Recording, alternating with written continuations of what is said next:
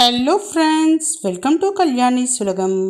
இன்றைக்கி இந்த வீடியோவில் ரம்ஜான் ஸ்பெஷல் ரெசிபி பாதாம் புட்டிங் செஞ்சு காமிக்க போகிறேன்.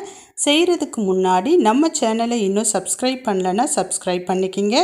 கூடவே இருக்கக்கூடிய பெல் ஐக்கானை ப்ரெஸ் பண்ணி அதில் ஆல் ஆப்ஷனை கிளிக் பண்ணிக்கிங்க. மறக்காமல் லைக் அண்ட் ஷேர் பண்ணி நம்ம சேனலுக்கு சப்போர்ட் பண்ணுங்கள்.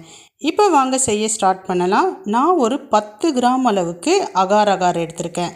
இந்த அகார் அப்படிங்கிறது கடல் பாசி தாங்க. இந்த பாசியை தண்ணி விட்டு ஒரு அரை மணி நேரத்துக்கு ஊற வச்சுக்கலாம். ஊறிடுச்சுன்னா நல்லா சாஃப்டாக ஆகிடும். இப்போ இது ஊறுறதுக்குள்ளார நம்ம பால் காய்ச்சிக்கலாம். ஒரு அரை லிட்டர் பால் எடுத்துருக்கேங்க. இந்த பாலை நல்லா காய்ச்சிக்கலாம். இப்போ நான் ஸ்டவ் ஆன் பண்ணி பால் வச்சிடுறேன். இந்த பால் பார்த்திங்கன்னா நல்லா பொங்க காய்ச்ச போகிறோம். பாலில் தண்ணி ஊற்றவே கூடாது, நல்லா திக்காக காய்ச்சிரும். அதனுடைய பச்சை வாசனை சுத்தமாக இருக்கக்கூடாது. பால் நல்லா பொங்கிருச்சு பாருங்கள். பொங்கின பிறகு நல்லா பொறுமையாக நம்ம நல்லா காய்ச்சி எடுத்துக்கலாம். இந்த காய்ச்சின பாலை ஒரு வேறு பாத்திரத்துக்கு நம்ம மாற்றிக்கலாம். இப்போ பால் பாருங்கள், நல்லா பார்த்திங்கன்னா ஃபுல்லாக காஞ்சிடுச்சு. அதனுடைய பச்சை வாசனை துளி கூட இல்லை. நான் ஒரு வேறு பாத்திரத்துக்கு மாற்றிக்கிறேன். இப்போ அதே பாத்திரத்தை மறுபடியும் ஸ்டவ்வில் வச்சுக்கலாம். கடல் பாசி நம்ம ஊற வச்சுருக்கோம் இல்லைங்களா, ஒரு 20 நிமிஷத்துக்கு மேலே நல்லா ஊறிடுச்சு, நல்லா சாஃப்டாக ஆகிடுச்சு. இப்போ இந்த கடல் பாசியை அதே தண்ணியோடு அப்படியே சேர்த்துக்கலாம். சேர்த்துட்டு ஒரு மீடியம் ஃப்ளேமில் ஒரு 10 நிமிஷம் வரைக்கும் நம்ம அப்படியே கலரிக்கிட்டே இருக்கலாம். இப்படி கலர்றப்ப அது ஃபுல்லாக கொஞ்சம் கொஞ்சமாக கரைய ஆரம்பிக்கும். கரைஞ்ச பிறகு ஒரு 5 நிமிஷத்துக்கு நம்ம அப்படியே சிம்மில் விட்டுடலாம். இது அப்படியே இருக்கட்டும். ஒரு 50 கிராம் அளவுக்கு பாதாம் பவுடர் எடுத்திருக்கேன். இந்த பாதாம் பவுடரை ஒரு 4-5 ஸ்பூன் தண்ணி விட்டு நல்லா கரைச்சிக்கலாம். இப்போ கரைச்ச இந்த பாதாம் மிக்சரை நம்ம இந்த கலரிக்கிட்டு இருக்கோம் இல்லைங்களா, இந்த அகார் அது கூட சேர்க்க போகிறோம். இப்போ அகார் ஃபுல்லாக கரைஞ்சிடுச்சு.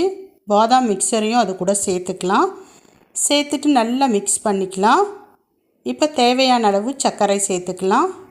நான் டீ குடிப்போம் இல்லைங்களா, அந்த கப்பில் 1.5 கப்பு அளவுக்கு சர்க்கரை சேர்த்துக்கிட்டேன். கரெக்டாக இருந்தது.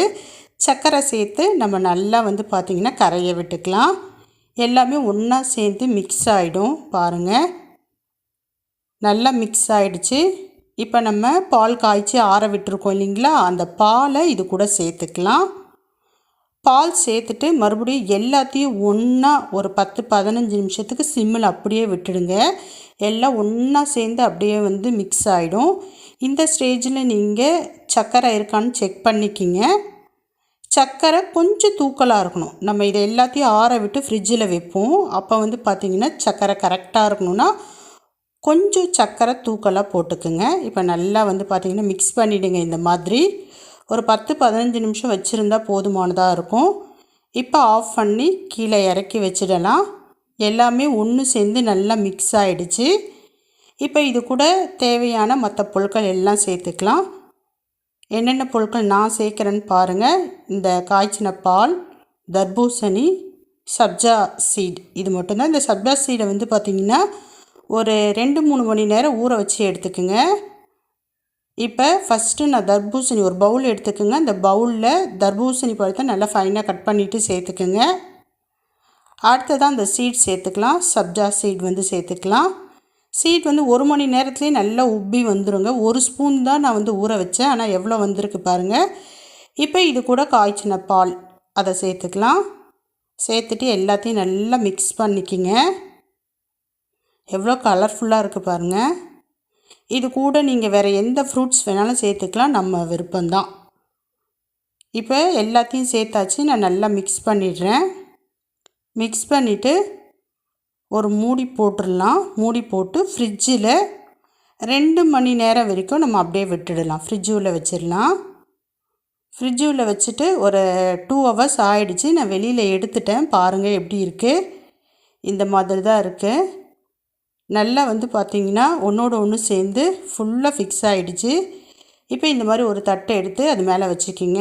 அப்படியே இப்போ நான் வீடியோவில் காமிச்சிருக்க மாதிரி கவுத்துக்குங்க. கொஞ்சம் கவனமாக கவுத்துக்குங்க. அழகாக வரும், கவலையே பட வேணாம்.